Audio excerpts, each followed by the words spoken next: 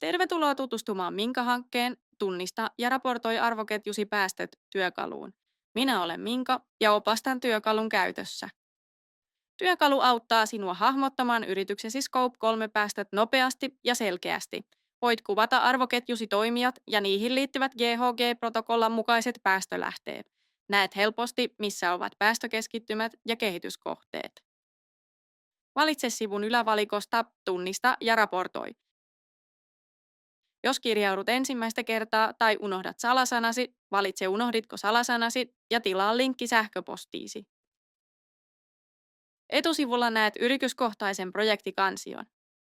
Voit avata projektin, muokata sitä tai luoda uuden projektin vuosiraportointia varten.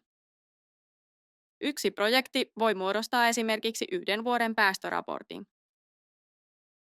Uutta projektia luodessa syötät perustiedot, tunnusluvut ja halutessasi päästörajat.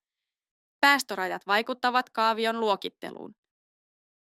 Kun olet valmis, tallenna tai peru muutokset.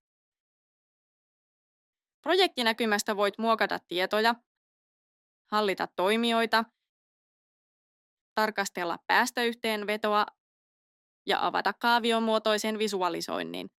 Kaikki projektin osa-alueet löytyvät tämän sivun yläreunasta. Toimijat näkymässä voit lisätä toimijoita arvoketjun ylä- ja alavirtaan. Toimijoita voi lisätä useammalle tasolle ja niitä voi muokata tai poistaa. Voit suodattaa listaa päästöluokittain tai ladata raportin CSV-muotoisena jatkokäyttöön. Toimijalle annetaan nimi, Y-tunnus ja valitaan oikeat päästöluokat. Jokaiselle luokalle määritellään päästöarvot ja tarvittaessa selitteet. Tallenna muutokset, kun toimijan tiedot ovat valmiit. Yhteenvetosivulla näet ketjusi kokonaispäästöt sekä päästöt luokittain. Listaa voidaan järjestää eri tavoin ja sivun alalaidasta näet päästöt suhteutettuna toiminnan tunnuslukuihin. Kaavionäkymä näyttää rakentamasi arvoketjun visualisoituna. Kaaviossa yritys on keskellä.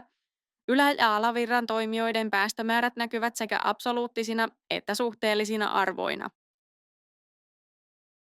Voit kirjautua ulos miltä tahansa sivulta. Muista tallentaa kaikki tekemäsi muutokset ennen poistumista. Kiitos, että tutustuit työkaluun. Pääset kokeilemaan sitä osoitteessa scope3.fi. Luo projekti ja aloita oman arvoketjusi päästöjen tunnistaminen.